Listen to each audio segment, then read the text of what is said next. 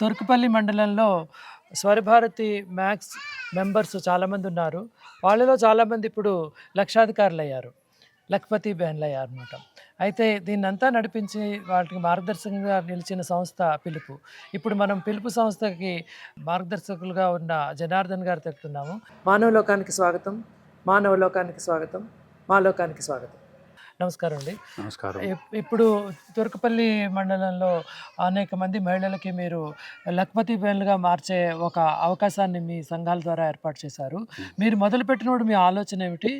ఇప్పుడు ఈ దశ వరకు చాలామంది మహిళలు చేరుకున్నారు. లక్షాధికారులయ్యారు కాబట్టి భవిష్యత్తులో ఏమి ఊహిస్తున్నారు? నమస్కారం అండి. నా పేరు జనార్దన్. మేము 90లో పిలుపు సంస్థను ఏర్పాటు చేశాము. 90లో ఇక్కడున్న పరిస్థితులన్నీ కూడా డిఫరెంట్‌గా ఉండేటివి. అంటే చాలా పేదరికంలో ప్రజలు, ఇక్కడ ఉన్న భౌగోళిక పరిస్థితులు కూడా అనుకూలించలేకుండా ఉండేది. జీవనోపాధులకు కూడా చాలా ఇబ్బంది పడేవాళ్ళు ప్రజలు. అయితే ప్రధానంగా ముఖ్యంగా మహిళలకు అసలు పరపతి అనేదే లేకుండేది. అంటే వాళ్ళు డబ్బులు కావాలంటే మగవాడి మీదనే ఆధారపడేవాళ్ళు. చిన్న అవసరాన్ని కూడా భర్తకో ఇంకెవరికో చేయి జాపే పరిస్థితి ఉండేది.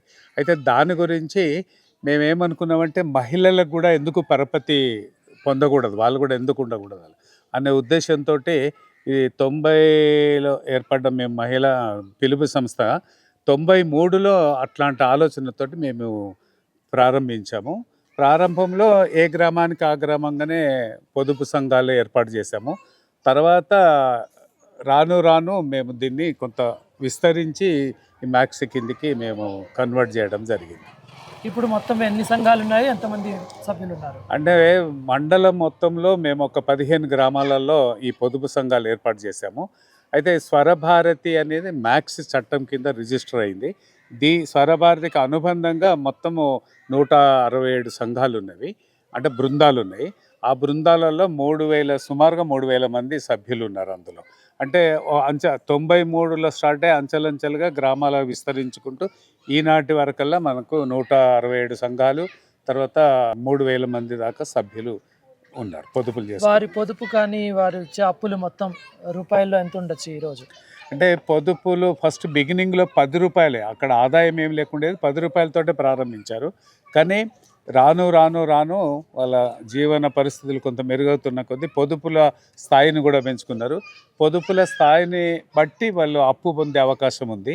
అంటే వాళ్ళ పొదుపులకు ప్రారంభంలో మూడింతలు అప్పు పొందే అర్హత ఉండేది. అయితే అది ఇప్పుడు డబ్బులు పెరుగుతూ ఉన్నాయి కనుక దాన్ని 5 ఇంతలకు వాళ్ళు నిర్ణయం తీసుకొని 5 ఇంతలు పొదుపులకు 5 ఇంతలుగా అప్పు పొందుతున్నారు. అంటే మొదట్లో 100-200 రూపాయలతోటి అప్పు పొందే అవకాశం ఉండే, ఇప్పుడు ఒక్కొక్క వ్యక్తి 2 లక్షల రూపాయల వరకు వాళ్ళ అప్పులు తీసుకోగలుగుతున్నారు. ఇంతవరకు చాలామంది అప్పు తీసుకుని రకరకాలుగా అభివృద్ధి చెందారు. మనము కొంతమంది సభ్యులను కూడా చూసాము, సాజిద లాంటి సభ్యులని.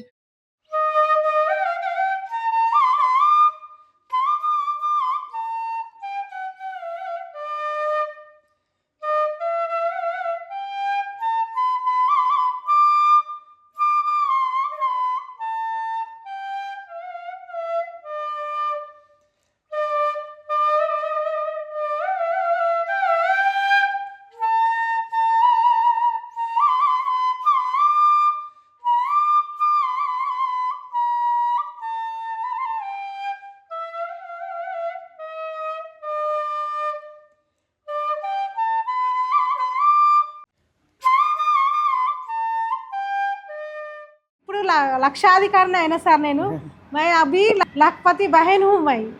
అయితే మీరు లక్షాధికారులు అయ్యారు. ఇప్పుడు వారి జీవితం కూడా మెరుగుపడింది.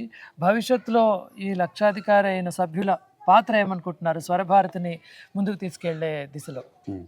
అంటే పిలుపు సంస్థ ఈ ప్రాంతంలో గత 33 ఏళ్ళుగా పనిచేస్తూ వచ్చింది. ముఖ్యంగా మహిళలు, వాళ్ళ యొక్క అభివృద్ధి, పిల్లలు, తర్వాత రైతులు, ఇట్లా చాలా రకరకాల కార్యక్రమాలతోటి పనిచేస్తూ వచ్చింది. అయితే నేనేమి ఊహిస్తున్నట్టే, మహిళలు వాళ్ళకు స్వయం సమృద్ధి చెంది, ఒకవేళ పిలుపు సంస్థ లేకపోయినప్పటికీ, జనార్దన్ ఇక్కడ లేకపోయినప్పటికీ, ఈ స్వరభారతి సంఘాలు గ్రామాలలోని మహిళలకు, ముఖ్యంగా పేద మహిళలకు, వాళ్ళకి ఆసరాగా నిలబడి వాళ్ళకు కావాల్సిన సమస్యలు ఏమి ఎదుర్కొంటారో అవి గుర్తించి వాళ్ళకి మనము కొంత సహాయం చేసే దిశగా ఈ స్వరభారతి పనిచేయాలనేది నేను ఆలోచిస్తున్నాను. ఆ విధంగానే ఇప్పుడు సుమారుగా మొత్తం అన్ని గ్రూపులు అన్ని దాని కింద చూసినట్టయితే వాళ్ళ పొదుపులు 5 కోట్ల రూపాయలైంది. తర్వాత అప్పులు ఇస్తున్నప్పుడు రూపాయిన్నర అంటే 18% వడ్డీ తీసుకుంటారు. ఆ వడ్డీలో 9%, 9% ఏమో వాళ్ళు దాచుకున్న పొదుపులకు కట్టిస్తారు. మిగిలిన 9%, 9% ఏమో గ్రూప్లో రిజర్వ్ కింద ఉంటాయి, అంటే సర్ప్లస్ కింద ఉంటాయి.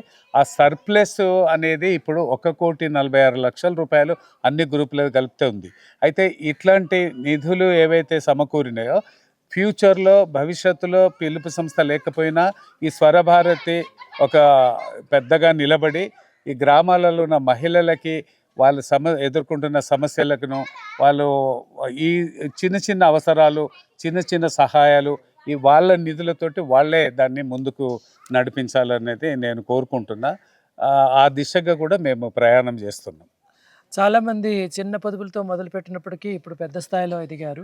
లక్షల రూపాయలు వాళ్ళు వ్యాపారం చేసుకుని లక్షాధికారులుగా కూడా వారు మారారు. అయితే ఇదంతా యాజమాన్యం చేసి వారికి మరింత ఉపయోగపడే విధంగా, ముఖ్యంగా మిగిలిపోయిన నిరుపేదలు ఎవరైనా ఉంటే వారికి కూడా ఉపయోగపడే విధంగా ఒక పెద్ద మనిషి తరహాతో, పెద్ద మనిషిలాగా స్వరభారతి ఎదగాలని, ఆ బాధ్యత తీసుకోవాలని మనందరం ఆశిద్దాము. ఇదే విధంగా భారతదేశంలో ఉన్న అనేక మహిళా సంఘాలు కానీ, బాగా ప్రగతి సాధించిన మహిళా సభ్యులు కానీ, వారు ప్రగతి చెందడంతో పాటు ఇతర విషయాలను కానీ, వారి గ్రామంలో ఇతర విషయాలకి కూడా ప్రాధాన్యత ఇస్తూ నాయకత్వం వహిస్తారని చెప్పి మనం కోరుకుంటున్నాము. కేవలం పొదుపు ఆర్థిక వికాసానికి, ఆర్థిక స్వాతంత్రానికి మాత్రమే కాకుండా సామాజికమైన మార్పు ఏ విధంగా వస్తుంది, అందరూ అందులో భాగస్వాములు ఎలా అవుతారు అన్న విషయాల గురించి కూడా ఈ లఖ్పతి బహన్లందరూ కూడా నడుము కడతారని, ముందడుగు వేస్తారని కోరుకుందాము. ఈరోజు స్వరభారతి అన్న ఒక మహిళా సంఘాల బృందం దీనికి ఒక ఆదర్శప్రాయంగా నిలవాలని మనందరం కోరుకుందాం.